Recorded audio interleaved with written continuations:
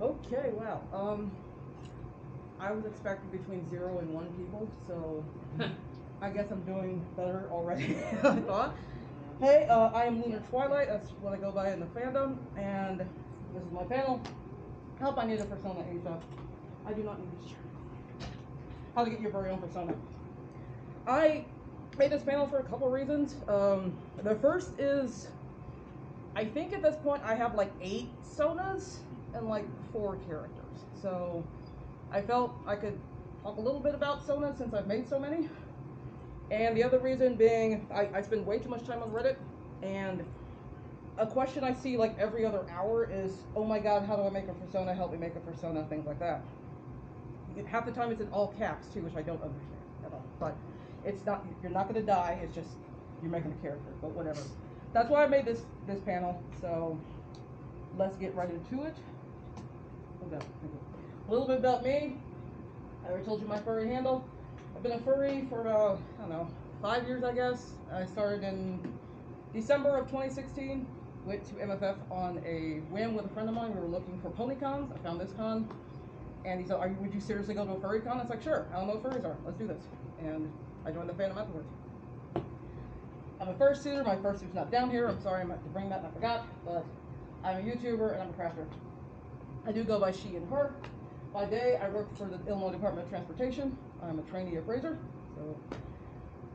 so not particularly sexy or glamorous, but needs to be done. Particularly, we handle eminent domain, so we're the people nobody likes, basically. And by night, I read, I sew. This is one thing I've sewn, cat bus.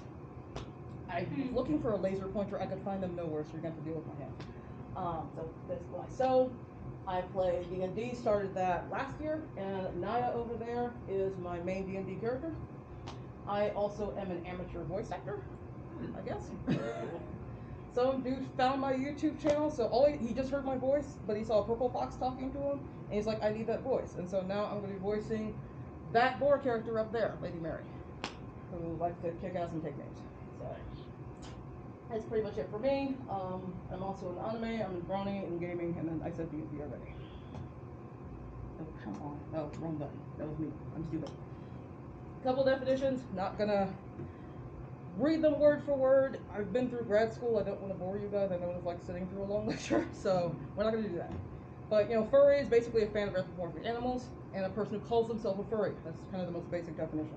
So having a sona and having a fursuit and RPing and all look completely optional. You don't need any of that to be a furry. That's another big question I see on Reddit a lot. A furry or a furry character. A furry can also refer to the characters themselves.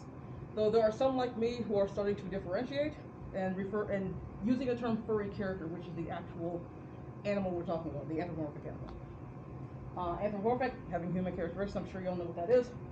Persona, I'm sure you know what that means, but just in case you don't, it is a portfolio of furry and persona, and it's basically an original character that you create that is unique and that means something to you and represents some kind of like an avatar in the fandom. That's basically what it is. And a character I put up there because Fursona and character kind of get used interchangeably. A character tends to be something you create, but you might not have like a tie to it.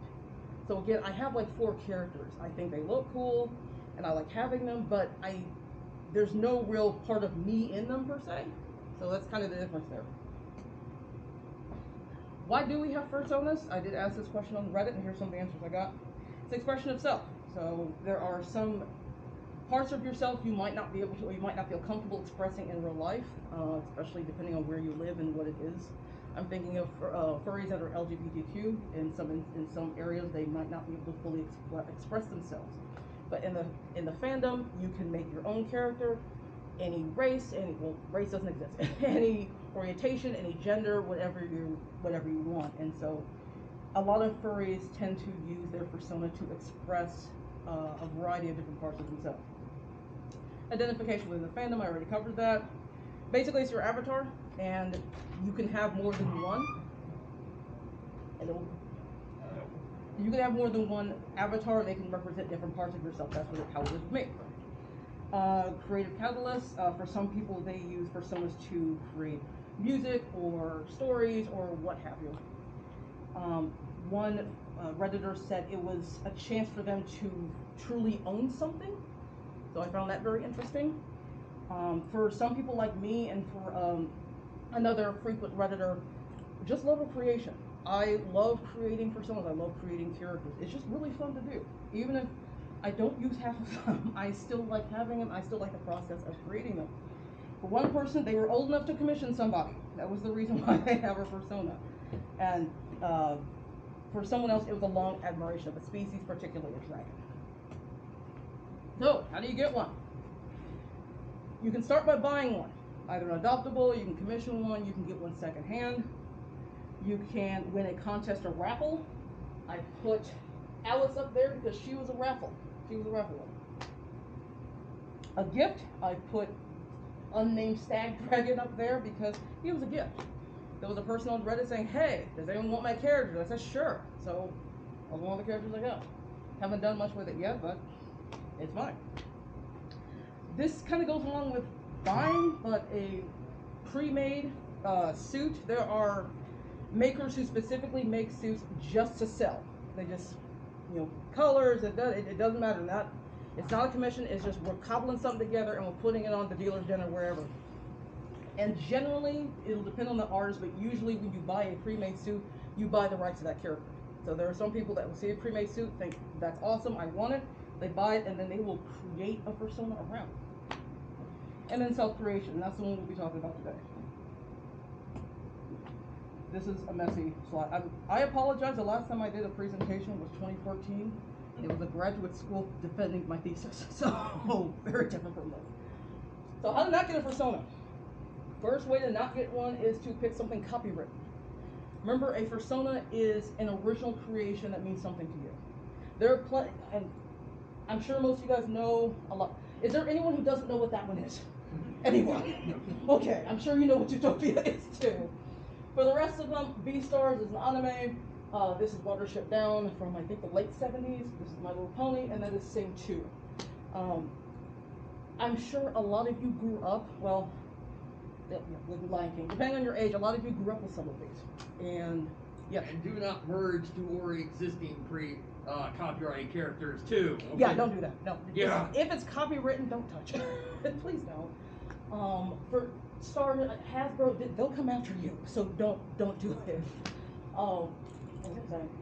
Oh, but growing up, I'm sure a lot of us saw a lot of different furry characters. A lot of us identified with them. For me, for instance, Twilight Sparkle. If you don't know My Little Pony, Twilight Sparkle's right here. She has a very similar personality to me. When she was getting her wings and becoming a princess, I was going through graduate school, so I greatly identified with her. Guess what? I can't use her as my persona because I don't own her. Hasbro does. So, and Hasbro is a company that will come after me. So, that's one way to not get a persona. Do not pick something copywritten. Yes. Now, you say don't pick something copywritten, but could you use it as a base and then build up off of that? As in, like, take, explain what you mean. So, like, say you got, let's say, use Utopia. You want to use Wild or the Fox as the base. Hawaiian shirt and everything. Could you, like, change the color of the shirt or change the color of his fur for a little bit to make your own persona? I would strongly not recommend doing that. If someone can look at it and say, dude, that's Nick Wilde. No. So I would just, if you want to, and I'll get to fan characters, if you want to take an existing universe, like Utopia or My Little Pony, and make a character within that universe, that's cool. But I would not copy off of anyone who's, yes. Sure, that's why I do. Huh? Yes, what? My loading? Oh yeah, yeah.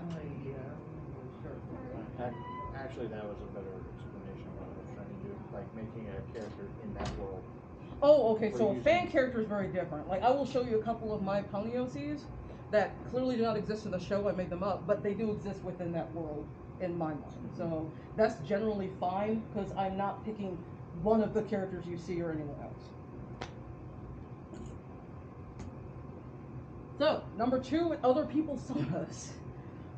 I don't know if you guys recognize any of these people. Pokaru, Sky High Studios, and Abercrombie, the 3 of my favorite YouTubers. If you do, I'm sure you love them as much as I do. For the love of God, don't use their characters. And that doesn't just apply to Popufurs. That applies to me, that applies to him, that applies to her in the back. Don't take somebody else's persona. Remember, a persona is something original that has a tie to the creator. So you're kind of taking a piece of them when you're taking their character. It's usually an issue with like newer furries and some younger ones. They see something cool on the internet and say, hey, this is cool, this is going to be my persona now. They don't realize that that belongs to somebody and somebody deeply cares about it. So please do not do that. How to choose a species. I added this slide last night. I totally forgot to cover it when I was doing this with my mom. So this is another question I see on Reddit, just how do you pick a species? Because there are so many. There's literally millions of species today, that exist today, and you can go beyond that, and we'll get into that. You can pick your favorite animal. You can pick a symbol or a mascot. For my character Yossi, the white tiger, I was in Taekwondo several years ago, and our mascot was the white tiger. So I named the character after my Taekwondo studio and used the white tiger from the mascot. But it was a generic white tiger, not a specific looking white tiger. IP or fan character, and we'll get into that later. You can pick a cool or unique species, and that obviously is subjective. What is cool to one person might be mundane to somebody else. So it can be a subject of your past artwork, and for that I used Akina. Akina is kind of my primary sona at this point. When I was in graduate school, to keep myself sane, I learned how to crochet. And did I pick a scarf or something easy? No, because I'm me. I picked something I actually wanted to do. I picked a pony. So, are you stealing my chair? Oh, you said no? No. Okay. Just messing. I know her. She's in my anime group. So I made this character, and after that I joined the fandom, and that's when I heard about personas, and I was one of the people like, oh my god, I need a persona. Where do I get? Oh crap. Okay, you're my persona now. That's what I did, and I kept molding and shaping this character. I was not going to make her an Alicon. I just wanted to practice all the Alicon parts. That's what I said. But I kept working with this character, and I think this was a request, but I also commissioned a bunch of artists to get different renditions of her, and that is what she looks like now. So that's why she's up there as an example of that. You can pick an animal you admire. It might not be a favorite animal, but it could be an animal that just you've always had an affinity for. And you can also create your own, and I will cover that later. Did you have a question? I have heard of something called closed off species. I will cover those. Okay, just wondering. To an extent. Okay. It is a debate that could be its own panel. We're not doing that today because we don't have time. But I will cover original species. So, types of species. These are extinct. You don't know what that means. It means they exist now. That's pretty much anything you can think of. Wolves, dogs, and foxes, I believe, are the most popular. Does that mean you have to pick them? No. Does it mean you should stay away from them? Also no. If they're what you like, pick them. Another question I see on Reddit, is this a furry? Is this a furry? You know, is insert animal a furry? And a furry character is basically any non-human animal. So, no, Groot would not necessarily be furry, but anyway. But yes, you can make a spider sona. You can make a moth sona. I've seen quite a few of those, and they're very cute. Even some of the spider ones. And I hate spiders, but I've seen some really cute ones. You can make whales. You can use blanking on inspiration. Rats, bats, polar bears. It doesn't really matter. As long as it is not a human or part human, you're good. And on that note, something this is a debate in the fandom, generally what's not considered furry is something that's part human. So, like a standard centaur, I've seen tars that are like half cat and half gerbil. Whoa. Somebody draw that. Please do. But that's fine. But if it's half human and half horse, generally no. A standard satyr, generally no. For those of you who like anime and you know all the cat girls, generally no, because they are humans with animal characteristics. They're kind of the opposite. Should have made a slide about that, and I forgot. But as for my examples, I have a rabbit. So, and I asked Reddit for examples. I didn't get as many examples as I did in 2020, so you're going to see a lot of my own characters. I'm sorry. Just as a one. So Meadowbrook is mine. She's a rabbit. That is a Redditor. That one's owned by Tyler. Yeah, there you go. And that's my character, Alyss. So we have a fox, a rabbit, a cat, and a hybrid, actually. Types of species extinct. I have zero examples of those. So unfortunately, I had to go to IP. So don't pick these characters. But if you want to pick these species, it's fine. I'm sure most of you have seen The Land Before Time. So those are representing the dinosaurs. These are the characters from Ice Age. So we've got more mammalian prehistoric animals. And I stuck a dodo up there because why not? It's looking for pictures. There's not a lot of prehistoric media out there. Like they're all dinosaurs, and I'm gonna pick The Land Before Time because it's cute. But it was like nothing. There's the crudes. I picked things that I've seen. I haven't seen the crudes, and I was also looking at some of the animals, and I was like, "Is that legit? Did that? I don't think that existed back then." I can still put them up there because you can pick those animals if you want, but since they don't actually exist, I can't put them under extinct. Mythical creatures and hybrids. We're going to share a slide. So mythical creatures, any kind of dragon, Eastern, Western. I've seen ones that people create, whatever it is. Western mythology generally include griffins, unicorns, pegasi, phoenix, tars. Again, not a human centaur, but a tar, so four-legged. Hippogriffs, chimeras. There are plenty others. I'm not writing them all down. Eastern mythology, you've got the Kirin or Tatilin, which is Japanese, Chinese, respectively. Kitsune and the Hulijin, which is Japanese, Chinese, respectively. You got kappas, you got tanukis, and South America, you've got chupacabras. You have that thing I can't pronounce, and that last thing was really cool. Also can't pronounce it. Couldn't remember what it looked like, but it was really cool. Look it up. Yes. The second one is pronounced Quetzalcoatl. Say it again. Quetzalcoatl. Quetzalcoatl. Quetzalcoatl. Quetzalcoatl. Okay, thank you. It's like I never know heard. the dinosaurs. Thank you. Yes. I believe the Quetzalcoatl is the, if I recall it correctly, it's in Mexico. I believe it's called the flying winged serpent. Yeah. And it's a god. Yeah, it's like a feathery serpent. Yeah. Yeah. I want to know what the last one. Yeah, that last one, I just gooped South American species and then up there. So I did see what it looked like, but I can't remember what it was, unfortunately. For mythical creatures, I have a Kina, who is a Pegasus, and I have a Redditor who has a dragon here. Very pretty dragon. And then hybrids. Hybrids is simply a combination of two or more animals. Sure, let's see if we could put that together. Yeah, you see the most common ones. It's a lot of wolves and a lot of dragons generally. You can combine anything. You can combine a giraffe and a gerbil. I don't know why I'm stuck on gerbils today, but combine anything. For hybrids, I have Tyler's character, which is a Tyler Kruger. Yes. Yes. And I have that other freebie that I got. Same person gave me this. So it's like a dino dragon. Reminds me of a night fury. It kind of does, yeah. That's not what they were going for. But, Yeah. yeah.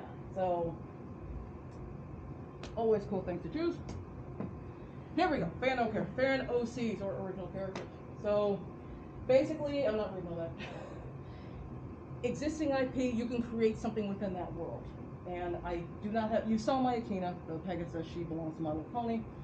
So, that group up there, which are ponies, I got hippogriffs, I've got yaks, all kinds of things. Over here we have Warriors, the Warrior book series. I've seen a lot of fan OCs from Warriors. We've got I've seen some Sonic characters as well. I was bigger into that when I was little, but I decided to throw Sonic up there anyway, especially with the movies that have recently come out. And we have Wings of Fire, which I admittedly never read. But I hear it's a really good book series. It's anthropomorphic dragons.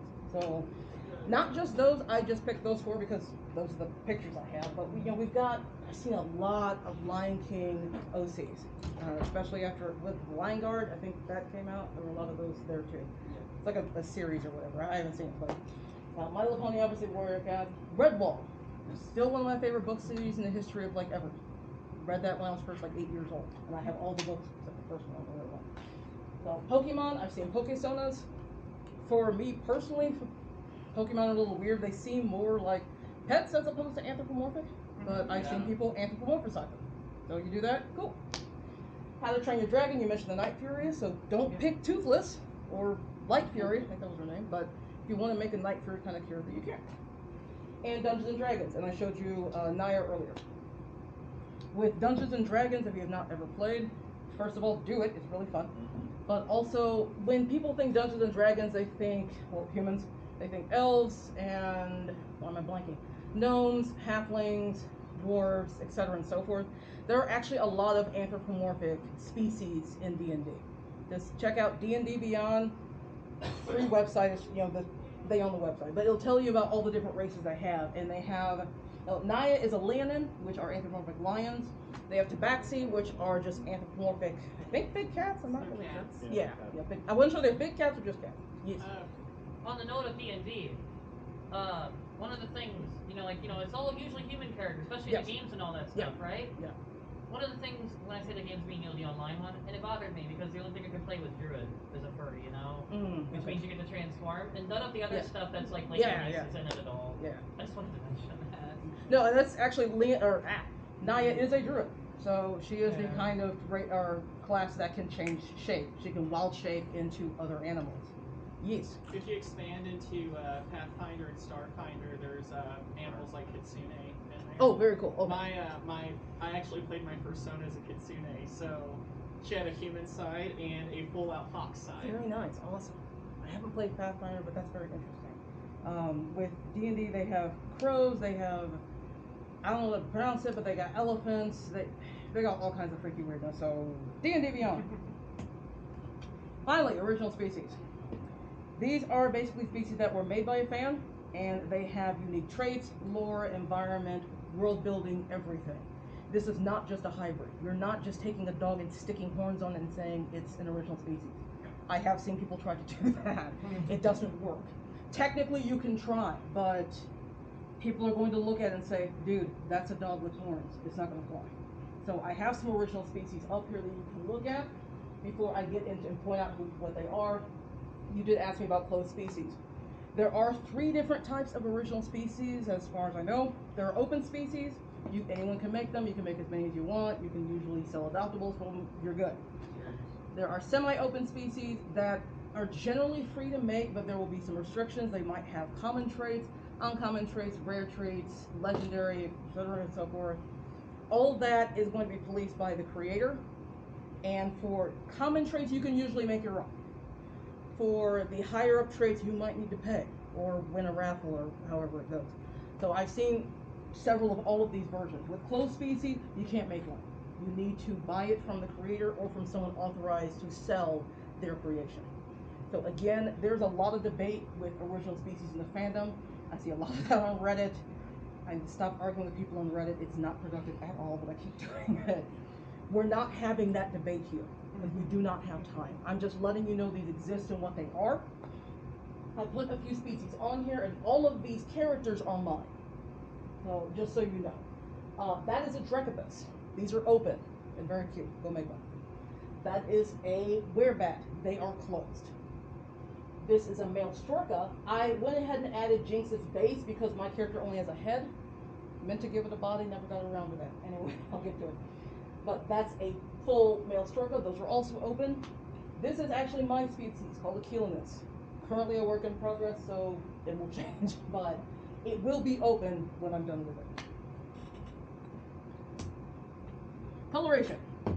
And by the way, I should have mentioned this before. This order that we're going in terms of making a species, this is generally what I do. I usually come with a species first, and then the coloration, and then the name is usually last. You do not have to follow that order at all. If you've got your name locked down and you're looking for coloration, that's perfectly fine. You can do this in any order you want. So every Sona is going to have at least one color, even if it's all black or all white. But you need at least a color for your species. You can pick your favorite colors. You can pick symbolic colors. So I can make a kangaroo and give it the Nigerian flag color, whatever, half Nigerian. Natural tones, unnatural tones, hybrid tones. Hybrid being it might be mostly natural, but you might have little bits of unnatural tones here and there, or vice versa. Warm tones, cool tones, that's what I put that color wheel up there just so you have an idea of what warm tones and cool tones are, just in case you don't know. I'm not an artist, I don't know colors, so just in case you're like me, that's up there. And then sparkle dogs. So I'll explain sparkle dogs in a second. For my examples, I've got Chitani up there, who is a king cheetah, and okay, except for the hair on top. I've yet to see a cheetah with hair, with a full head of hair like that. Outside of that, that's basically what a king cheetah is going to look like. So those are more natural tones. We have, this character might be hard to see, but this is very unnatural. They've got a lot of white, they've got pink stripes, and they've got blue on the outside, kind of like the trans flag. I've yet to see a dog that looks like that, so we're gonna go with that's unnatural, except for the white. For Alyss here, I have her down as cooler tones. These are the cooler parts of the color wheel. And Sparkle Dog, I'm using Elfcraft. I don't know if they are active on YouTube anymore, and they're Elf Dragon on YouTube, but this is Elfcraft's suit, and they also made it. Sparkle Dog is basically, it doesn't have to be a dog, but it just has like all the colors. It's like a rainbow threw up on the thing, pretty much.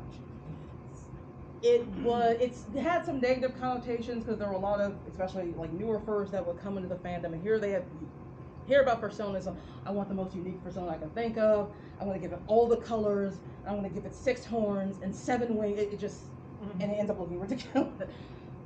Ridiculous to me, but I would never say that to the creator. Remember, a Fursona is supposed to appeal to you, not to anyone else. So if you want the thing I just described, go for it. But generally, that's what a Sparkle Dog is. It just has a lot of colors. So, what's the name? For me, this is generally the hardest part of the Fursona process. I don't know why, but it is. And again, all of these characters are mine. Sorry. I'm actually going to go through some of these and just tell you kind of where the names came from. With Akina, she was, again, my very first Sona. She's still my primary Sona. I wanted to give her kind of she's My Little Pony base, but I wanted to give her a Nigerian feel because I'm half Nigerian. So I gave her the name Akina. Akin means warrior or brave one in Yoruba, which is my dad's native language. It's also his middle name. And I just feminized it. So that's where that comes from. I explained Yossi already. With Wisteria, the Drekabas, I fell in love. I'm a big fan of anime, and one of my favorite anime is one called Demon Slayer. And in that show, demons do not like Japanese wisteria, which is a type of plant. Fell in love with the plant when I saw it, and I decided, you know, when I make this Drekabas character, I want to make it based off of wisteria. So that's why she has that name. With Coco Star, she is, not including Lunar Twilight in the other slide, she is the newest one that's complete, and also My Little Pony base. I don't know if anyone is a brony, or current or former brony. If you, okay, in the back. If you've ever played the My Little Pony game by Gameloft, it's on your phone. It's a time and money sink. Don't ever start it. Don't ever. Don't be me. Please don't. But I bring it up because when you start your game, they just randomly assign you a name. And it could be Diamond Pants, or it could be Coco Star. And you can't change the name once you're assigned it. And I like the particular Coco part of me being black. So that's how she got her name. With Naya, again, I want to give her a more African feel. She is my D&D character. She has a very, much more African landscape. And it was easy to do that since the Lannan, or as a race, are just so far removed from most of the rest of the races in D&D. So I was really able to play with her. Her name is actually Swahili, and it means purpose. I didn't go with Yoruba for that one, but I still wanted to give her a lot of African aesthetics. And with Alistair, who is probably the most well-known Sona, she's around my neck right now. I actually have a suit of her, so most people know of her because I have a YouTube channel as well where I feature her. With her, hers was the hardest because I couldn't figure out a name. The Frost came to me because of the blue, but I was like, I don't even know. I don't know what to name this character. I gave her this like punkish rock personality, and I wanted to give her a name that she would hate, honestly.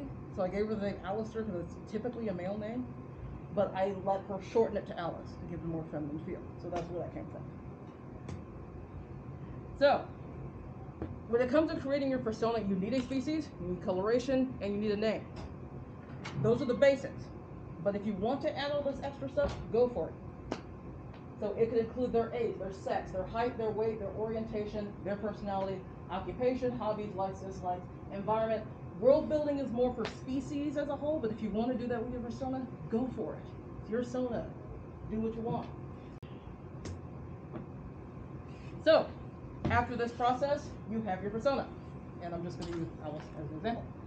So, I decided to go the gamut and give her more than the basics. So, you know, you see her orientation, you see her profession, her hobbies, her likes, her dislikes, everything like that. But again, everything you're seeing outside of her name, her species, and her coloration are optional. You don't need them. But they're fun to have. So you have a persona, and you're happy with it, and it's great, and it's awesome, and you've had it notarized and baptized by the Pope. So what do you do with it? I made this thing. What am I doing with it? If you just want to say I have a persona, then you're pretty much done. If you just want it to exist in your own head, you can do that. If you want to share with others, then you're probably going to need a visual way to express it.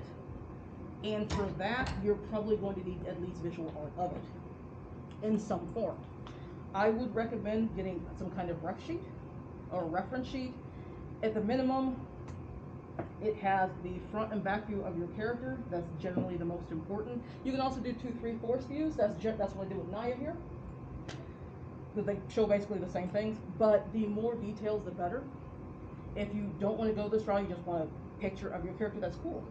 But if you want to commission art, and I commission way too much, I lost my darn mind when I joined the fandom and commissioned way too many artists to the point where I needed a spreadsheet to keep track of them all. I'm not kidding, but I like spreadsheets. But no, if you want to do that, then you will need some kind of visual representation to give to an artist, instead of explaining to your character to every single artist every single time. So, how do you get a ref sheet? If you can draw, or if you want to learn to draw it yourself. It's going to be the cheapest way to do it. You have full control over everything. So, if you are artistically inclined or you want to learn, do it yourself. If you do not want to, or you just, I'm throwing money at my problems, if you're me, then you can commission an artist.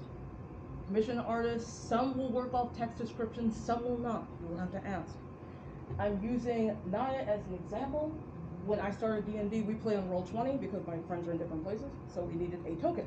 And everyone else just kind of grabbed stuff from the internet. I was like, well, no, I want a picture of my actual character. And so I drew that monstrosity. That was Naya when I first started.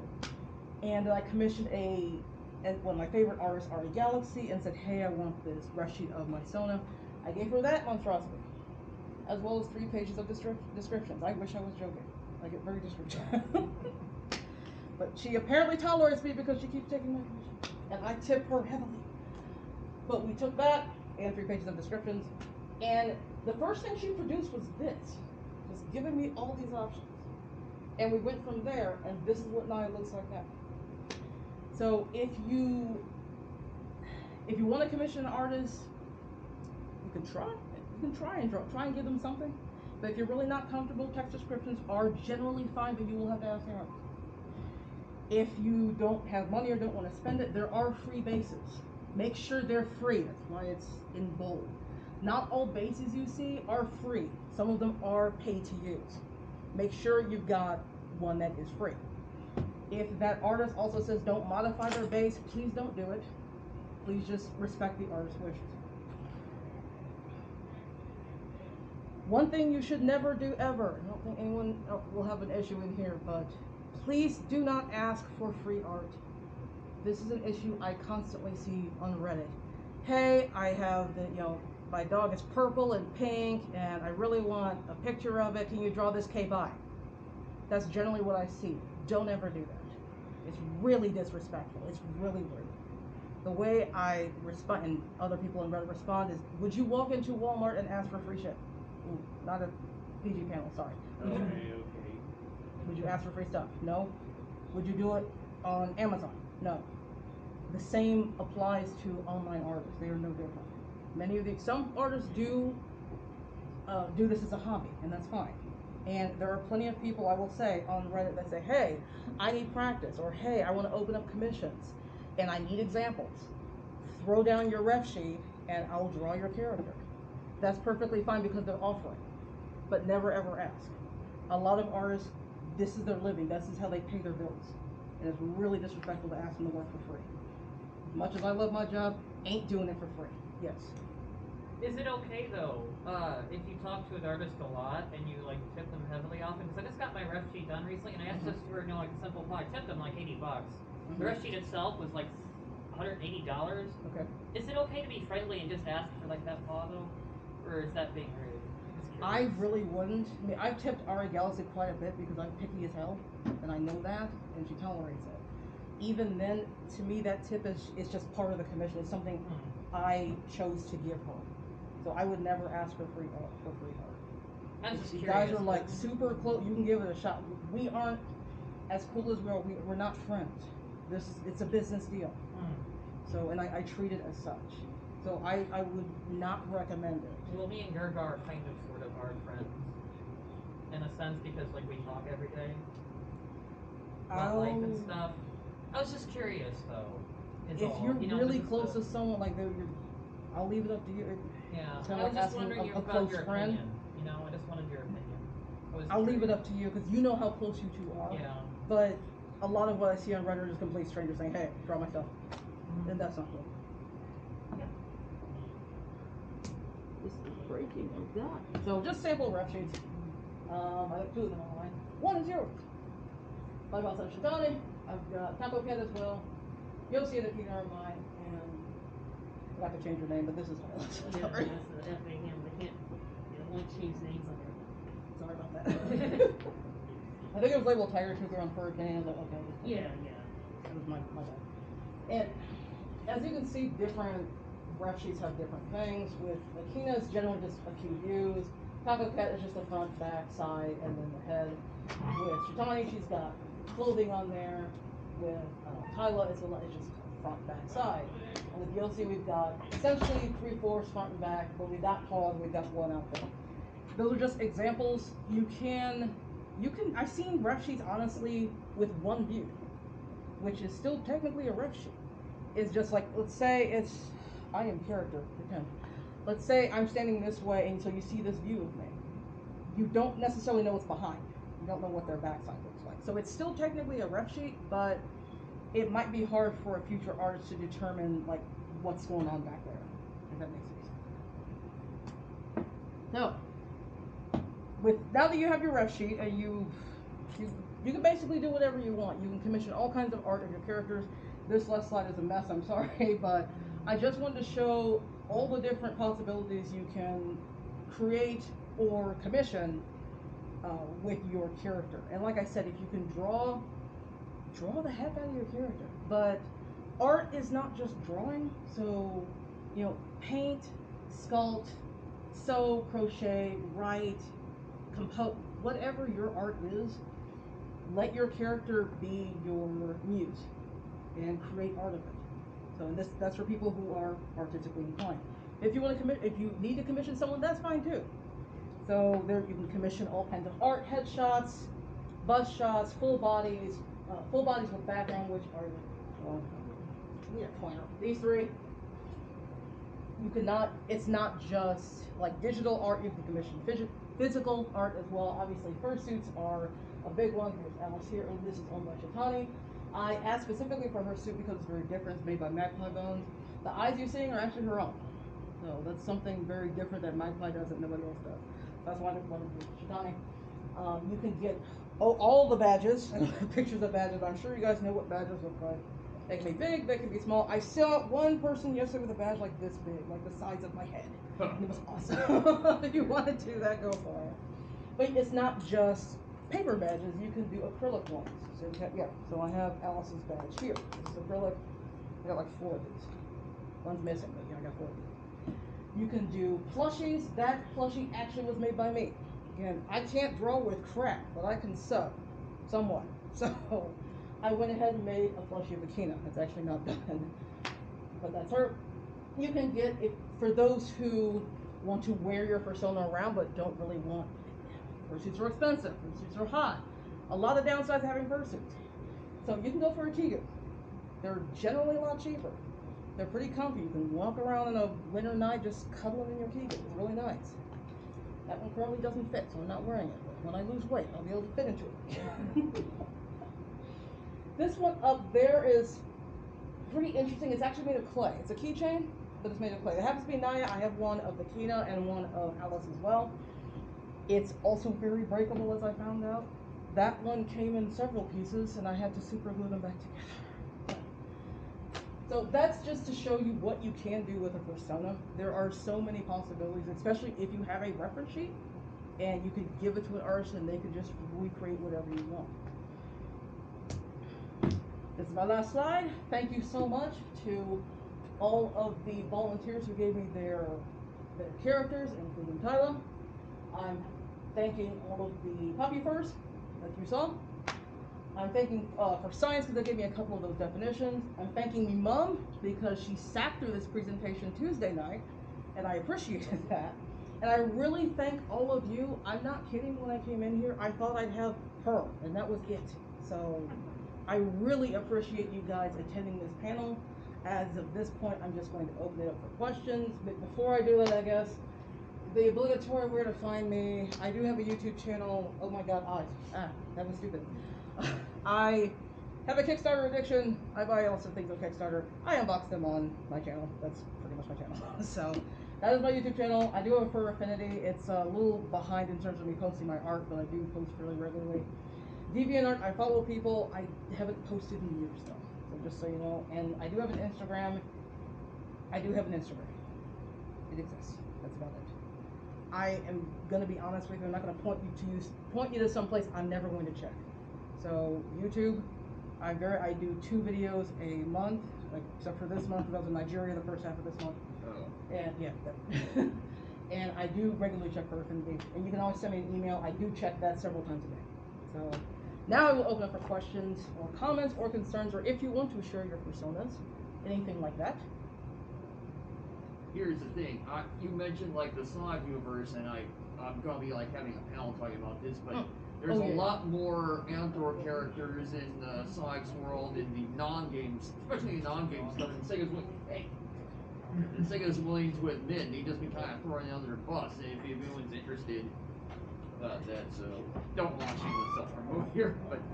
No, I've only known like Sonic, Knuckles, and Tails because like I'm like 130 years old, so I'm 36. But I grew up with Sonic 2, Sonic and Knuckles, that type of thing. That was on my computer way back when. So There's I know way Sonic, more Tails, than and what Knuckles. Sega is officially telling you, though. That's what I'm saying. Okay. And then there's obviously Dr. Eggman or Robotnik, whatever the hell his name is, but he's not a furry. So, any other questions, comments, concerns, complaints, constructive criticisms? Constructive? Please don't throw things at me. Yes. So I walked in a little bit late with my cousin here. What is the best place to start, would you say, when it comes to manifesting your persona? Would you say, because I started with this badge here when I went to MFF last year. Okay. Or stop a doing ref that. sheet. But, or a ref sheet. So say it again. I'm sorry, I was blinded by the light. Where do you think the best place to start is when you wanted to manifest your idea or persona? That is unfortunately very subjective. For me, it usually starts with species. I usually come up with my species faster than anything else. But for other people, again, they'll have the name locked down, or they'll have the coloration. They're just trying to find a species or a name to fit that. I've seen a lot of that on Reddit as well. Just, hey, I have, an idea for a fox, and his name is Steve, but I have no idea what colors I want to do. What do you guys suggest? That type of thing. So it's hard to answer that question because it really is subjective. You can come at it from a lot of different ways. If that answered your question, I don't know. No, that answer was fantastic. Okay, all right. I tend to ramble when I talk. I ramble all the time too, so I can understand every word of that. Yes. I guess I'll just make a comment. I know a lot of people use personas as a way to, I guess, explore them themselves. Like how a lot of people, they might have a persona of the opposite sex as to them, and that may or may not be a journey that might eventually have to be like trans or gender fluid, non-binary. You know what I'm saying? Yeah. I think that was on a previous. Yeah, you weren't here for that one, but that is just self-expression is definitely an impetus for some people. Just the fact that you can create just about anything, and it will be completely accepted within the fandom. That's a lot of people will go that route. I don't know if that has been. I'm trying to think of all my characters. I'm not sure if I went that route with a lot of them. Again, for Akina, she was an art project, and she became a Sona. I explained Yossi already. Alyss the Fox was the raffle win. I won that raffle, and at this time I wanted a suit. And I got into the furry fandom. I fell in love with the suits. So I was like, I want a suit. And at the time I made like $36K a year, not very much. So I was like, in 2 years I will get a suit. And then I got a I got my current job with a 50% pay increase. So I was like, oh, I can get my suit for like $3. But I wasn't sure if I wanted a suit or if it would feel how it would feel, if I'd be too hot or if I hate the character. So I decided to choose, rather than Yossi or Akina, who I was very attached to, and I'm still attached to Akina, not so much Yossi. I just picked a character that would be a garbage character. It was going to be a character, not a persona. And at work I get 2 15-minute breaks and an hour lunch. I walk half of that. When I'm walking, that's when my mind is going regarding things like this. Like for right now, my mind is occupied by my original species. But when I just gotten Alyss, her background started spinning itself in my head. It wrote itself basically. So, and at that point, I was like, well, now I'm attached to this thing, and it's like that. So, for me, my sonas came from all kinds of different places, but for some, I know, like expressing like their orientation might be part of the reason why they manifest persona, and I'm heterosexual, so it's not going to be something I think about. But I know for 90% of this fandom, they do. So, any other questions, comments, concerns?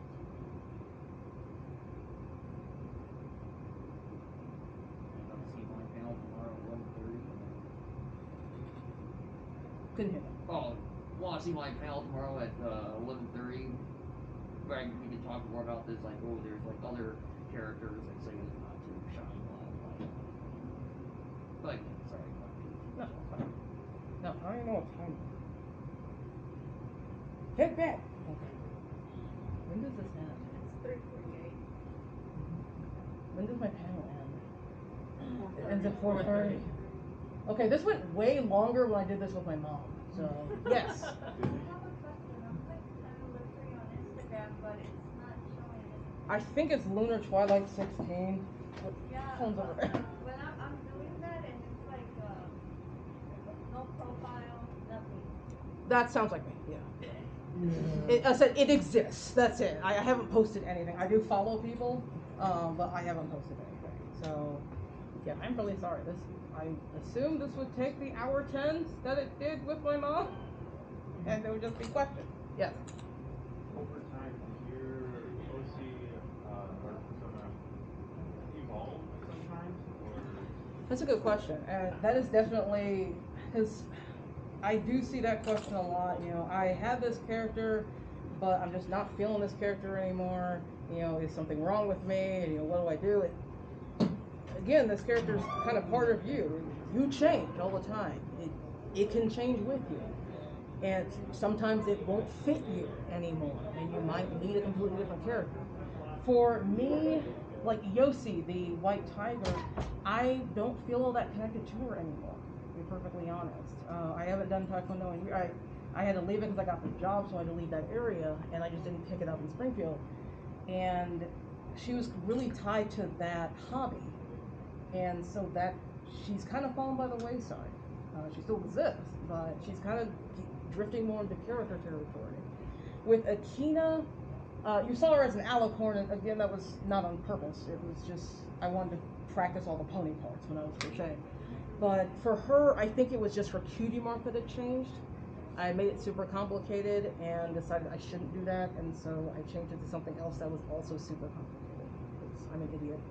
So, but with the others, I don't think so. Like Coco's way too new to really change. She was completed, I think, right before I went to Nigeria. So probably 3 weeks ago. With the others, not really.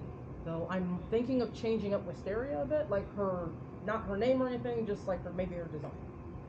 But yeah, that's something that could definitely happen. There's totally nothing wrong with that. Just changing your character to fit you, or picking a new character. Yes. When it comes to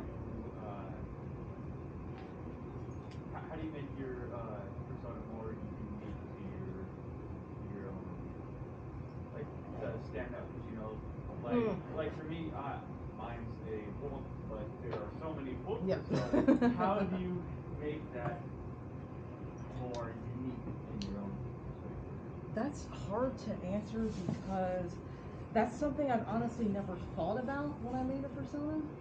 Like, I'm not gonna go back. There's Okay. so many that look similar to what I have an idea Okay. for, but I don't necessarily copy. And that, I do see that a lot as well. And for certain, like if you pick a red fox and you want it to have natural colors, I guarantee you're not the only one to have a red fox with natural colors. So, in that particular case, yeah, it's going to be difficult. I'm not sure how to answer that one. Because when I make personas, I never think about making them unique. I just make them the way I want. Like with, I'll take Akina for instance, the pony. I wanted her to look like me, except with dreadlocks. So that's what I did. Gave her black or brown skin, black body, like, you know what I mean? Anyway, yeah. I never thought about it. I just thought about what she means to me and what I wanted to, what part of my dad's heritage I wanted to express through her. And so and this is how she turned out. And she just happens to be fairly unique. Though, granted, when I see a lot of pony OCs, I generally don't see a lot that are this skin color, or this fur color, or that have dreadlocks, or that have afros like Coco does. So, for me, it's hard to answer because I've never tried to purposefully make mine unique, but I understand why you're asking that question. Especially if it is a very, very common like species. And honestly, okay, fine, be a butt. No, screw you. Okay. This computer's old as dirt and it's now literally falling apart. But, with Alyss, I thought she was kind of bought that way. I just tweaked some things. I removed some of the gradients. I love gradients. Not fun to do on a suit, so I removed those. When I went to Midwest Fur Fest, there is a plushie maker. They have made a lot of the Popufur plushies. Corgi Beans, something like that. I think that's it. I saw their character looked very similar to her. And I had never seen their character before. And I'm pretty sure their character came first. But so if someone looked at both, someone might wonder if somebody copied off of the other because they do look similar. But in all honesty, I've never seen her character. I doubt she'd ever seen mine before. It's just a coincidence. So. Oh, to see me build a fur body. That's probably what you're talking about. I think so. Yeah. I think that's it. Yeah. So, thank you. Thank you for the assist.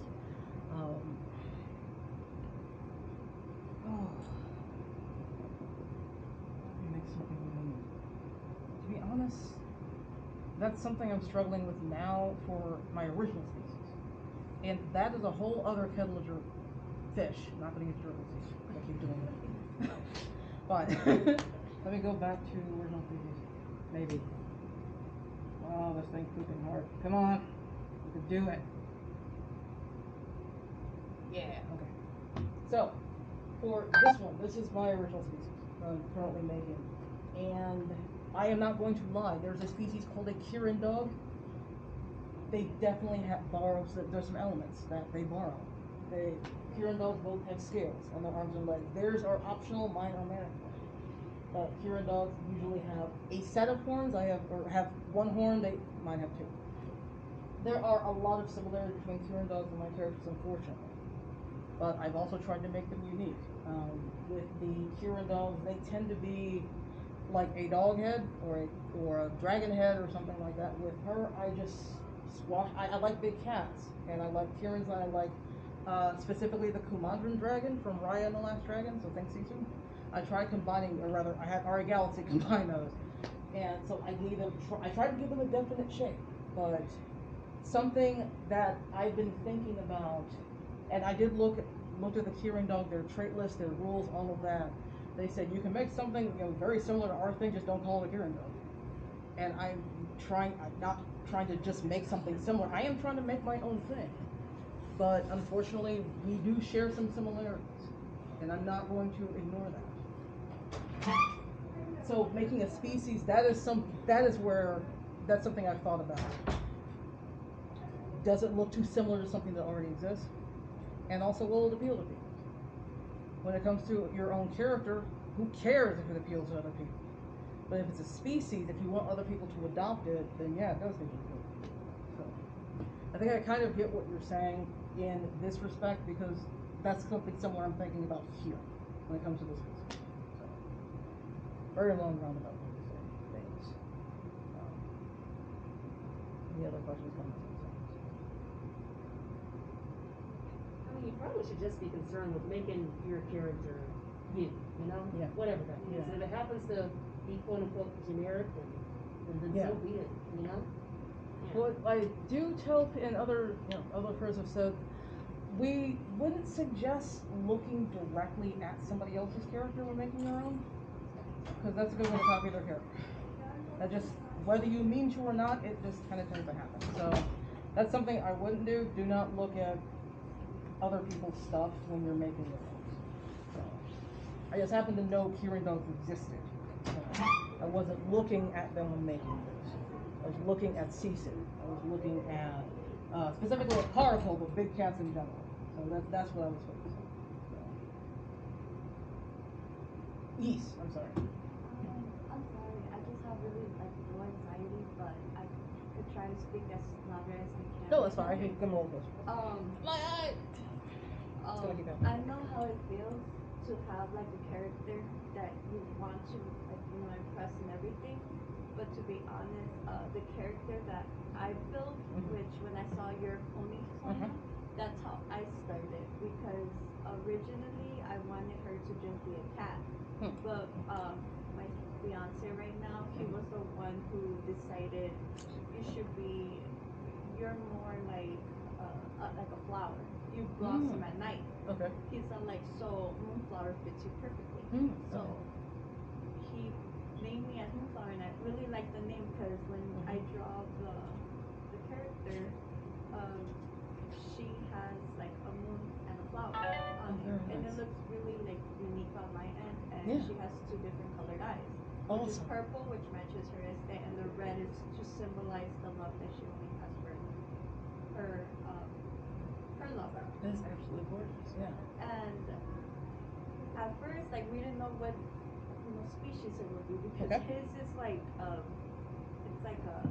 alicorn, but he also has a dragon tail and the things. So people think it's a draconic.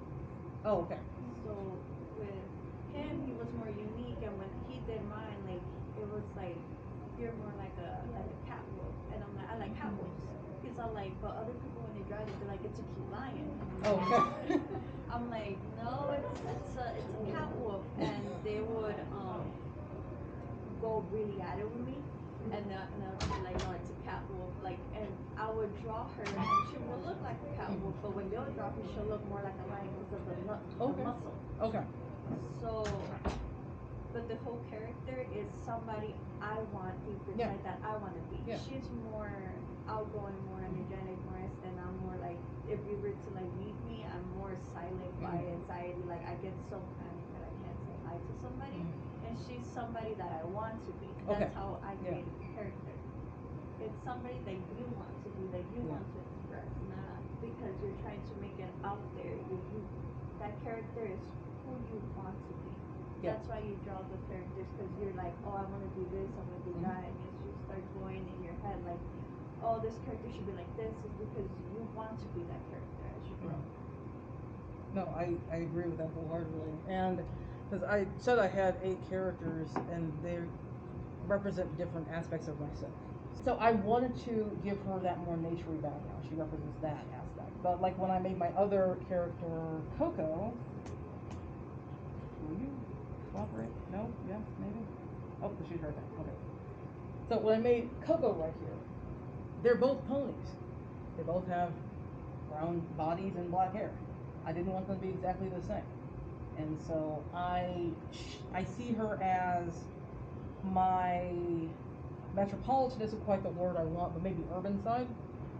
She's the kind that likes to have a big fancy modern style house. She likes to go to museums and art exhibits and things like that. She likes the hustle and bustle of the city. And there is a side of me that does like that. There's a side of me that just, I want to be in nature right now, and there's a side of me that's like, I want to be in the city. I want to go to the museum. So that's, as an example, those are example of two different characters that represent the same person.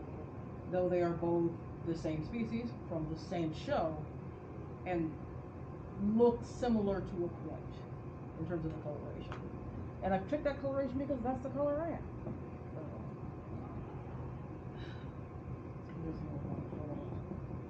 Oh, dang it.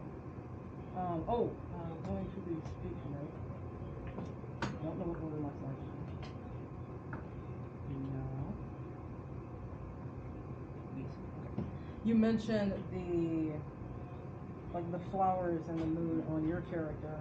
And for me, it was a 2-page description given to Art Galaxy for this character.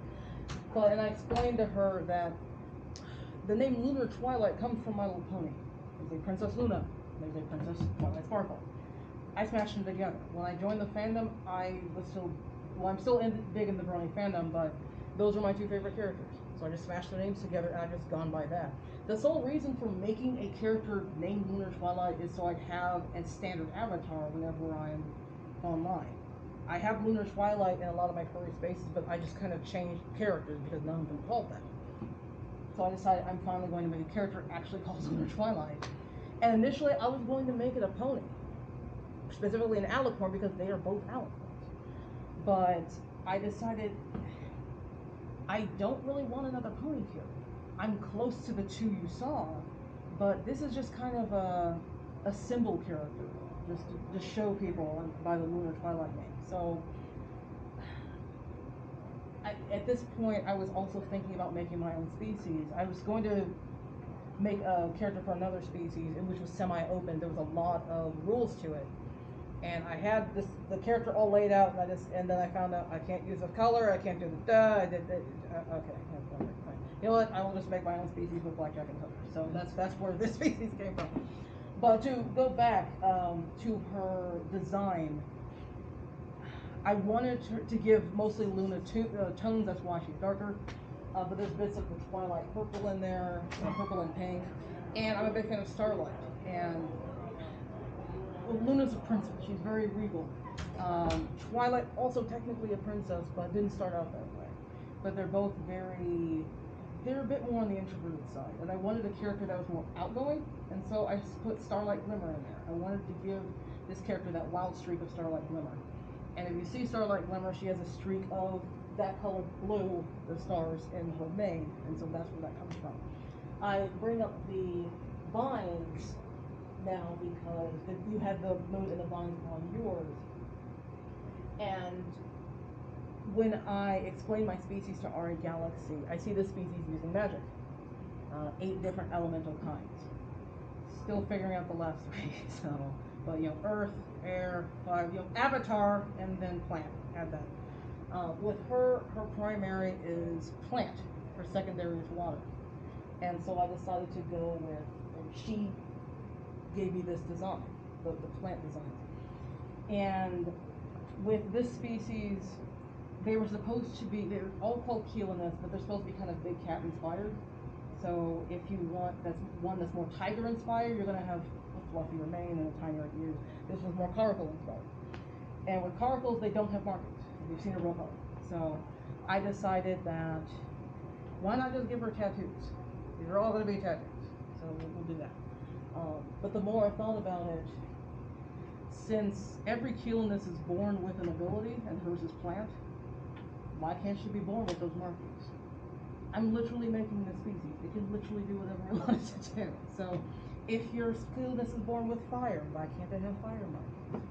Or if it has water, why can't it have wavy lines? I did all those jiggling, but why can't it have water markings?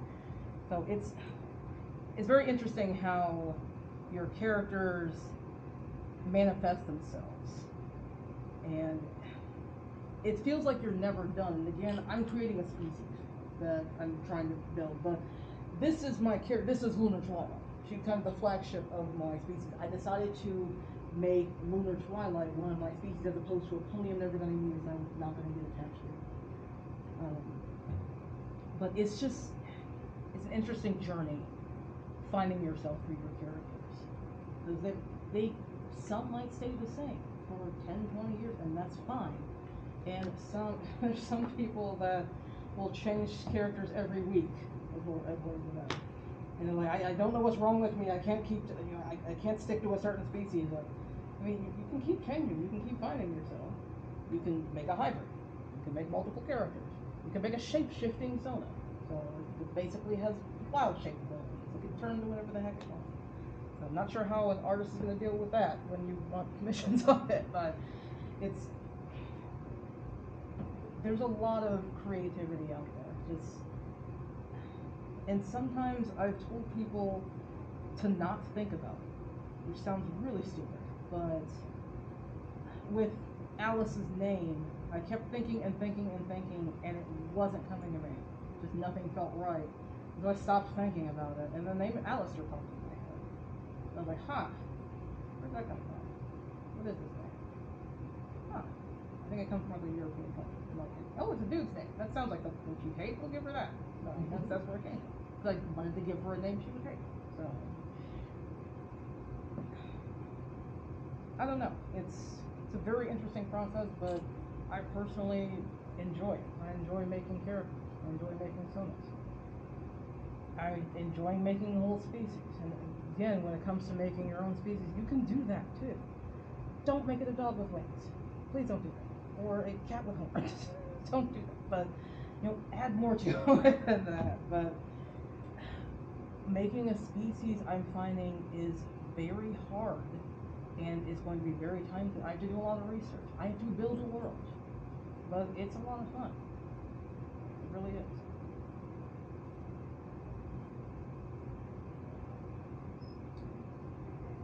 Any other questions, comments, concerns, criticisms, tomatoes being thrown at me? Please don't do that. Ah! That looked like a water ball. Please don't throw that. No. If you don't, you guys can head off at any time. Again, I expected this to be much longer because I talk a lot. And it was longer when I did this with my mom. I don't know. Any questions for me? Any questions for regarding any of my specific personas? This is actually a good page because it has most of them on it. Anything like that.